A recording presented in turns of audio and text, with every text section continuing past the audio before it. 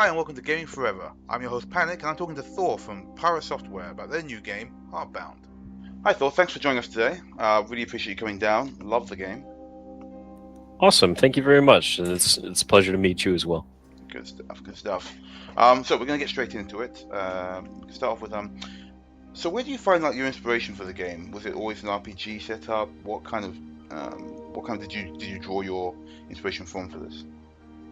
Actually, a ton of games. Like I grew up in the SNES RPG era, and there's a really special place in my heart for all those kind of games. So you got things like Secret of Mana, Secret of Evermore, Super Mario RPG, even things as funny as it is like WarioWare, for instance. Our combat system's based almost entirely on the ridiculous mini games of WarioWare. So I grew up in gaming, and I grew up playing all these older games, and I always wanted to make my own. And it's actually what led me to play Dungeons and Dragons at a younger age, and I was always the dungeon master.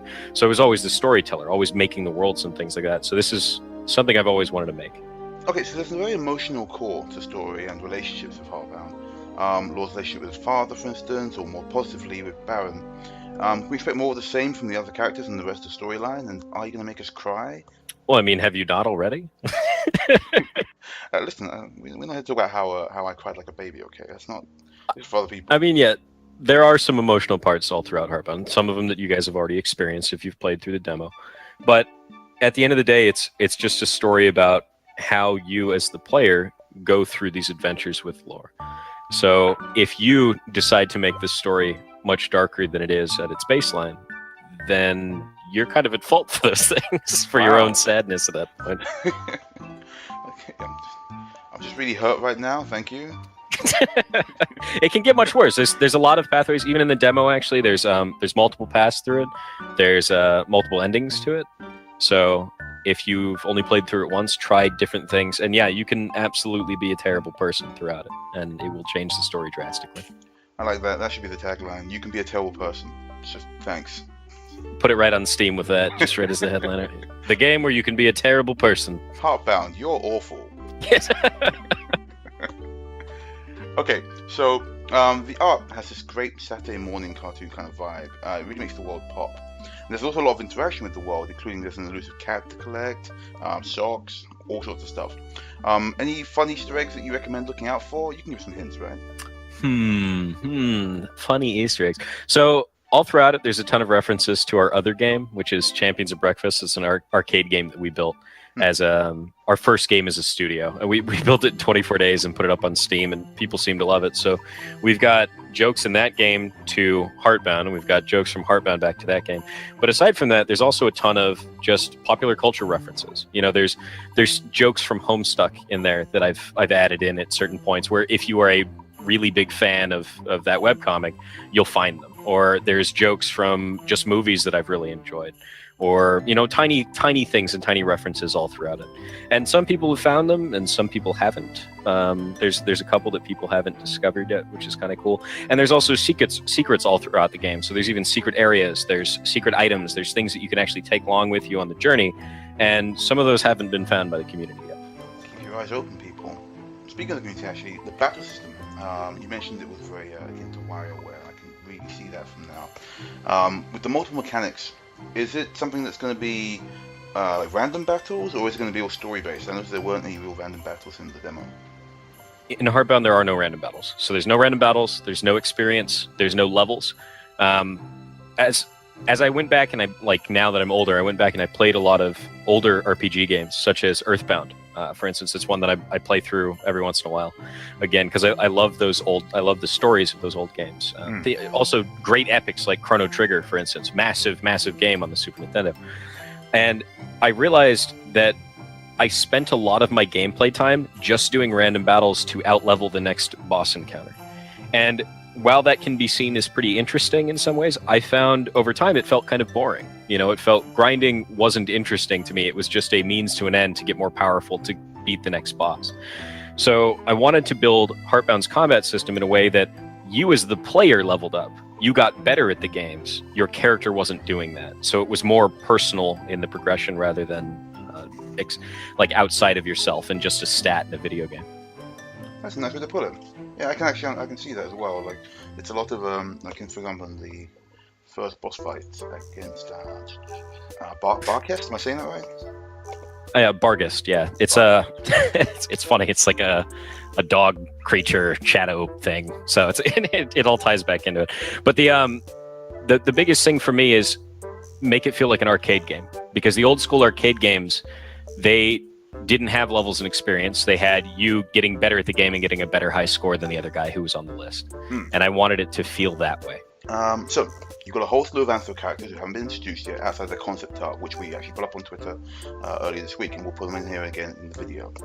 So what made you go the quote-unquote furry route for these characters, and do you have any particular favorites? Oh man, favorite character from the game? Well, just from these Anthem characters for now. Obviously, you can't tell about every character. I'm sure there's plenty of secrets. Honestly, I would say that the two characters I love the most from Animus are the Primals. So Mania and Misery are two basically gods of that world, and they're revered as like these primal forces of nature, right, throughout it. But I think that they're a really interesting dynamic. There's something new and kind of cool that I get to play around with in the game world, and they're really fun to write for.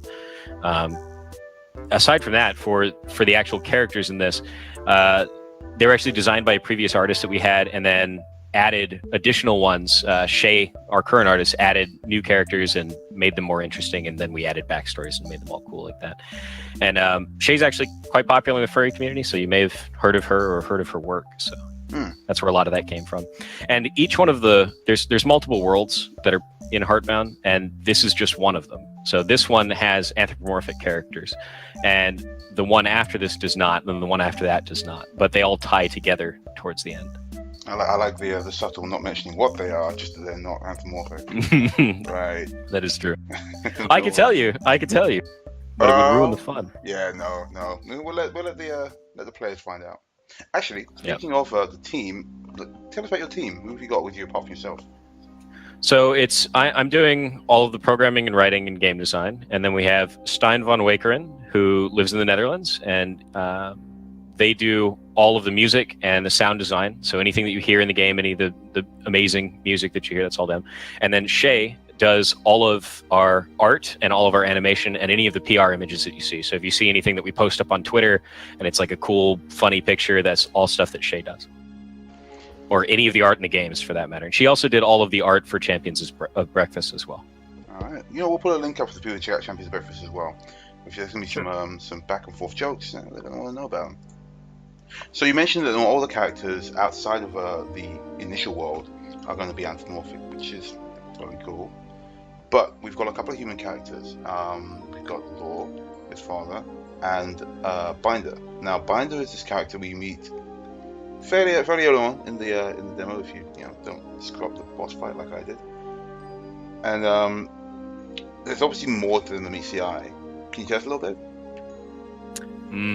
So, if you've read the books inside of Binder's house, you'll know that Binder is something of a guardian for multiple worlds.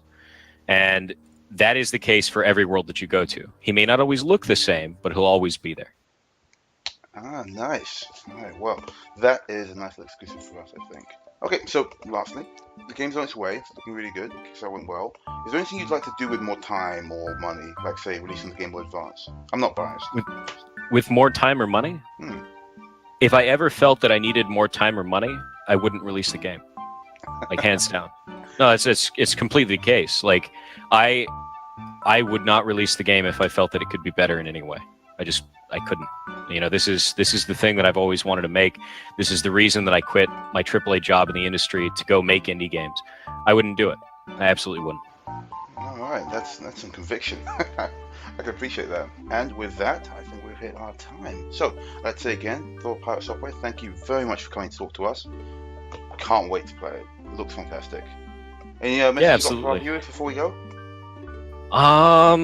I hope you enjoy the game. It's up on our website, which is gopiratesoftware.com. You can also get it up on Steam. So if you don't want to download the DRM free version for any reason, you can just get it on Steam. It's free, and it's a 1-hour demo right now.